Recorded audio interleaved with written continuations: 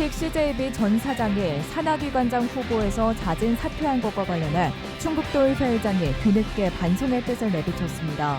인사청문을 제대로 하지 못했다는 건데 단체장 거수기라는 비판도 여전합니다. 계기관측 이래 47년 만에 처음으로 진평에서 규모 2.0 이상의 지진이 발생했습니다. 내륙 한복판인 충북에서 지진 빈도가 잦아지고 있습니다. 충북대와 교통대 통합이 지지부진합니다. 두 대학이 교육부에 보완 계획서를 냈는데 완전한 합의에 이르지 못해 통합 여부가 불투명합니다.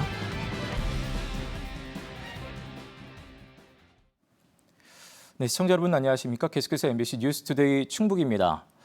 신규식 전 CJB 사장이 충북 테크노파크 원장 후보에서 자진 사퇴한 것에 대해 이양섭 도의회 의장이 반성의 뜻을 밝혔습니다. 역대 자문료로 청탁금지법 의혹이 있었지만 도의회가 청문회를 그대로 통과시킨 것이었죠. 향후 철저한 검증을 예고했지만 항상 다수당은 같은 당 단체장의 거수기라는 정치권에 대한 비판은 여전합니다. 허지희 기자입니다.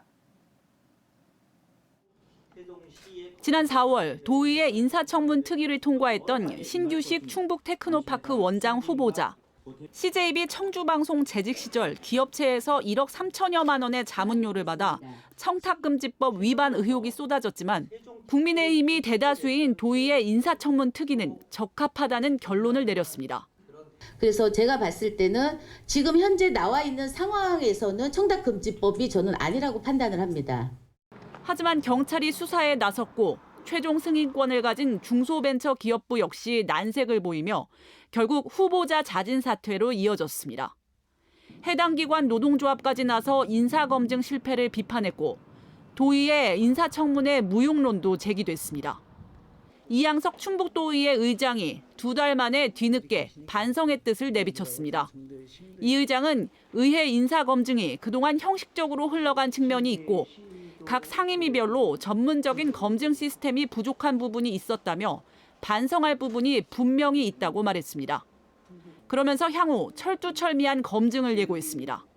우리 자문위원들을 총동원해서라도 앞으로는 그런 검증 시스템을 좀 잘 가져야 된다는 생각을 저도 가지고 있고 좀 의회 내에서도 자체 좀 검증 시스템을 좀 만들어 봐야 되지 않겠냐는 것도. 최근 지방선거 때마다 도지사와 같은 여당 의원들이 의회를 장악하는 경우가 많아 단체장의 거수기 역할을 자처하며 스스로 인사청문 권한을 무력화했다는 비판이 나옵니다. 다수당이 바뀔 때마다 봐주기식 검증 역사가 반복되지 않기 위해선 의회가 합리적인 견제 역할을 할 수 있도록 제도적인 보완도 필요하다는 지적도 나옵니다. 이제 1년 정도밖에는 남지 않았기 때문에 뼈를 깎는 심정으로 앞으로는 본연의 기능을 세우는 것에 임해야 할 때라고 생각합니다. 2019년 인사청문회가 첫 도입된 이후 2023년 지방자치법 개정을 통해 인사청문 대상이 된 충청북도 출자 출연 산하 기관은 모두 8곳. 충북도의회는 올해 하반기에도 당장 공석인 충북 TP 원장을 비롯해 청주 우려원장의 인사청문 과정도 앞두고 있습니다. MBC 뉴스 허지입니다. 김영환 충북지사가 호화 연수 등 각종 비위 의혹으로 공석이 된 충북도립대 총장직을 곧바로 임용하겠다고 밝혔습니다. 김영환 지사는 어제 옥천군 도정보고회에 앞서 기자들과 만나 충격적이고 실망스럽다면서 도립대에 대한 감사가 끝난 만큼 남은 절차를 미루지 않겠다며 징계와 후임자 임용 절차를 예고했습니다. 또 사태를 서둘러 매듭짓고 전화위복의 기회로 삼기 위해 도립대 4년제 승격 등을 추진하겠다고 덧붙였습니다. 더불어민주당 친명계 최대 조직인 더민주 전국혁신회의의 새 상임대표로 이광희 의원이 내정됐습니다. 더민주혁신회의는 오는 29일 청주에서 3기 발대식을 열고 이광희 의원과 김기표, 김문수 의원 등을 3기 상임대표로 선출하고 조직을 정비할 예정입니다.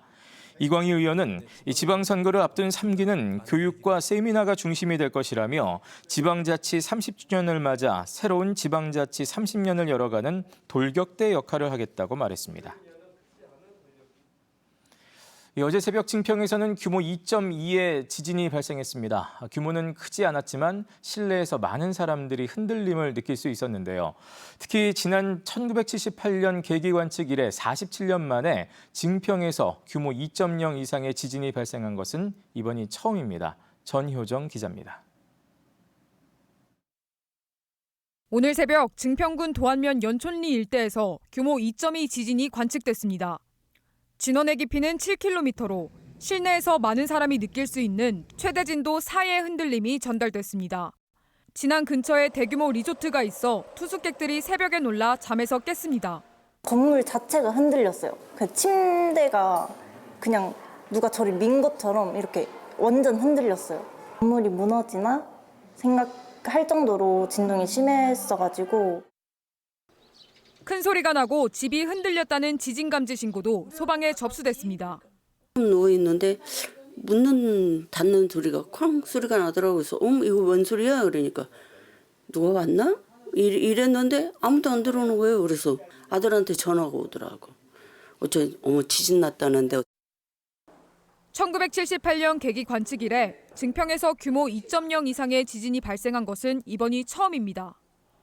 현재까지 별다른 피해가 접수되진 않았지만 처음 겪어보는 지진에 주민들이 놀랐습니다. 괜찮냐고 전화 와서 무슨 일이냐고 물어보니까 자기 자고 있다가 침대 흔들려서 전화했다. 문자 보니까 지진 났다고. 지난 47년간 충북에서는 규모 2.0 이상의 지진이 47회 발생했는데 최근 3년간 발생 횟수가 전체의 19%인 9건이나 됐습니다. 내륙 한복판에 자리 잡은 충북도 지진 안전지대가 아니라는 뜻입니다. 2022년 10월 괴산군에서는 규모 4.1의 강진으로 피해가 이어졌고 2023년에는 옥천에서, 지난 2월에는 충주에서 규모 3.1의 지진이 발생했습니다. 학계에서는 몇 년 사이 지진의 빈도가 잦아진 점을 주목하고 있습니다. 최근 3년간에 조금 횟수가 많아졌다라는 것은 지하에서 그 응력에 의해서 조금씩 깨지는 횟수가 많아진 거거든요. 그래서 이 지진 방제라는 측면에서 봤을 때는 항상 조금 더 경계를 늦추면 안 되고요. 강진에 대비해 주요 시설물에 대한 내진 보강과 함께 지진이 일어날 가능성이 높은 활성 단층에 대한 면밀한 조사가 필요해 보입니다. MBC 뉴스 전유정입니다. 충북에서 올해 처음으로 일본 뇌염 매개체인 작은 빨간집 모기가 발견됐습니다. 이는 지난해보다 7일 늦은 것으로 평년보다 이른 장마가 모기 활동에 영향을 준 것으로 추정됩니다. 이 모기에 물리면 대부분은 증상이 없거나 가벼운 증상을 보이지만 드물게 바이러스가 뇌로 퍼져 사망에 이를 수 있습니다. 충북보건환경연구원은 야외 활동 시 밝은색 긴 옷을 착용하고 모기 기피제를 사용할 것을 권고했습니다. 교육부가 충북대와 한국교통대 통합 승인을 보류한 데 이어 글로컬 대학 평가에서도 두 대학은 최하위 등급을 받았습니다. 두 대학은 그간 첨예하게 맞섰던 정원 조정 등에서도 입장차를 좁혔고 어제 해당 내용을 담은 보완 계획서를 제출했는데요. 이제 남은 것은 글로컬 대학위원회가 어떻게 판단할지 여부입니다. 보도에 신병관 기자입니다. 충북대 고창섭 총장이 구성원에게 보낸 글입니다. 글로컬 대학 이행평가에서 최하위 등급을 받은 이후로 교통대와의 통합협상이 늦어진 것을 결정적으로 봤습니다. 특히 유사중복학과 통합협상이 양대학 캠퍼스 간 정원 조정의 견해차가 커 진전이 없었음을 인정했습니다. 청주에 9개 통합학과를 두는 대신 충주에는 감소하는 정원을 청주 정원으로 일부 넘겨주기로 한 데 대해 충북대에서는 경쟁력 등을 이유로 우려의 소리가 나왔고 교통대는 약속을 지키라며 맞서왔습니다. 충북대와 교통대는 보완계획서 제출일 막판까지 협상을 벌였습니다. 완전한 합의에는 이르지 못했지만 상당히 입장차를 좁혔다고 밝혔습니다. 이번에 많은 부분에서 간격을 좁힌 상황입니다. 앞으로 남은 기간 동안 더 노력해서 완전한 합의를 이루도록 그렇게 노력을 하도록 하겠습니다. 문제는 계속 협상을 이어가겠다는 양대학의 입장을 글로컬 대학위원회가 어떻게 판단할지에 달렸습니다. 추진 의지가 미흡하다고 판단하면 글로컬 대학 지정 취소라는 상황을 맞이하고 사업비 환수까지 이뤄질 수 있습니다. 현재 교육부에서 승인이 보류돼 있는 통합 추진도 무산될 가능성이 있습니다. 내부적인 문제만 있는 것이 아닙니다. 충주시장이 사실상 통합을 찬성했지만 충주와 의왕시에서는 반대 운동이 수그러들지 않고 있습니다. 새 정부 출범으로 대학 정책 변화도 예고되고 있습니다. 특히 지역 거점 국립대를 대상으로 한 서울대 10개 만들기 정책은 통합의 직접적인 변수가 될 수 있습니다. 우여곡절을 겪으면서도 추진을 이어온 충북대와 교통대 통합이 또 한 번의 시험대에 올라 있습니다. MBC 뉴스 신병관입니다. 네, 지금부터 75년 전인 1950년 북한이 남침했던 6.25 전쟁 당시 나라를 위해 목숨을 바쳐 싸웠던 참전 용사들은 이제 대부분 90이 훌쩍 넘는 나이가 됐습니다.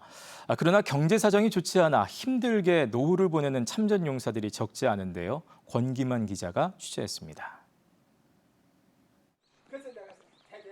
6.25 전쟁이 발발하자 학도병으로 참전한 김재혁 옹. 백마부대 소속으로 최전선에 배치돼 활약했습니다. 지금은 아내와 15만 원짜리 월세방에 살고 있는데 생계가 어려워지면서 3년 전 기초생활수급자 신청을 했습니다. 참전용사 등 국가유공자를 위한 임대주택이 있지만 수요에 비해 공급이 부족하고 정부와 지자체가 지원하는 참전수당도 60만 원 남짓으로 턱없이 부족합니다. 어려우니까 내가 어려우니까 집도 없고 그래요. 아무것도 없어 이제. 어려우니까 먹고 살기도 어려웠다. 그래서 동사무소에서 인정한 거죠. 경제 상황이 좋지 않은 참전 용사는 김홍뿐만이 아닙니다. 국가보훈부가 발표한 참전 유공자의 가처분 소득 기준 빈곤율은 36.7%로 10% 중반에서 20% 초반인 다른 보훈 대상자에 비해 2배가량 높았습니다. 전쟁이 끝나고 특별한 보상도 없이 제대한 후 제대로 된 일자리를 찾지 못한 경우가 많았기 때문입니다. 일거리를 내가 과닭공장 들어갔지. 과닭공장 가서 밥을 얻어 먹으려고. 배가 고프니까. 꽈배기 장사, 길거리에서 호떡 장사도 하고 아유 고생은 말도 못하지요 75년 전에는 북한군, 중공군과 싸웠지만 지금은 가난이라는 현실과 끝나지 않는 전쟁을 치르고 있는 참전 용사들. 원주의 경우 2022년 408명이었던 6.25 참전 용사는 3년 만에 209명까지 절반가량 줄었고 평균 연령이 94세에 이르다 보니 앞으로 감소세는 더 급격해질 수밖에 없습니다. 나라를 위해 희생한 참전 용사들에게 감사의 마음을 전할 수 있는 시간이 얼마 남지 않았다는 겁니다. MBC 뉴스 권기만입니다. 음성군이 직접 고용 노동자의 안정적인 생활 보장을 위해 생활임금 조례를 제정했습니다. 적용 대상은 음성군 직접 고용 근로자와 군 위탁 사무기관 근로자들로 노동계와 사용자, 전문가로 구성된 생활임금위원회가 구체적인 임금액을 결정해 내년 1월부터 시행합니다. 생활임금은 최저임금보다 높은 임금을 지급해 저임금 노동자들의 삶을 보장하는 제도입니다. 이 대통령이 송미령 농림축산식품부 장관 유임을 결정한 것에 대해 농민단체가 철회를 촉구했습니다. 전농 충북도연맹은 어제 충북도청 앞에서 기자회견을 열고 송미령 장관은 수차례 양곡관리법에 대한 거부권을 권고했을 뿐 아니라 벼 재배 면적 강제 감축을 지시한 내란 농정의 핵심 인물이라고 주장했습니다. 정치권에서도 송 장관에 대한 우려가 쏟아지는 가운데 공무원 노조 농식품부 지부는 송 장관의 유임을 긍정적으로 평가하며 환영한다는 입장문을 내놨습니다.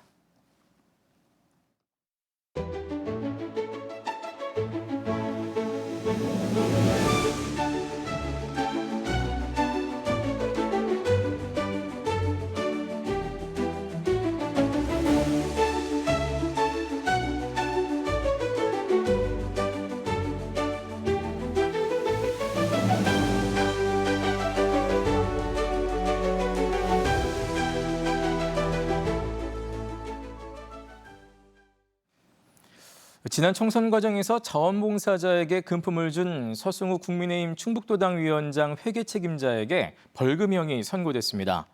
청주지방법원 형사 11부는 공직선거법 위반 혐의로 불구속 기소된 49살 회계 책임자에게 벌금 250만 원을 선고하고 자원봉사자 2명에게는 각각 벌금 90만 원을 선고했습니다.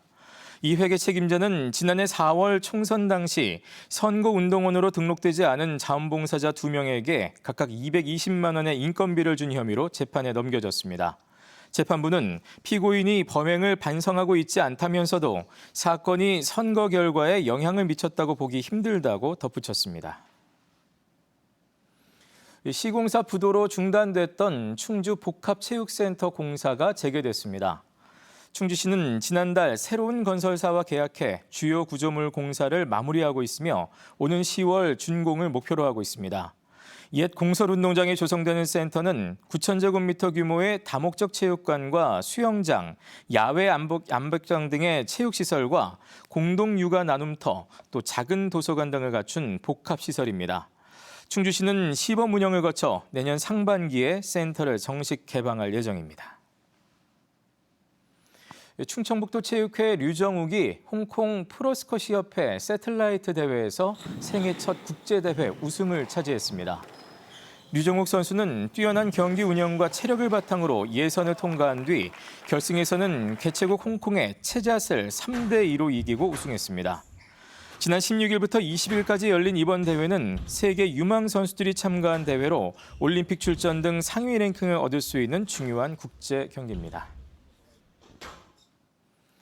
여름 휴가철과 세계 국악 엑스포를 앞두고 영동군이 숙박 할인 쿠폰을 통해 관광객 유치에 나섰습니다.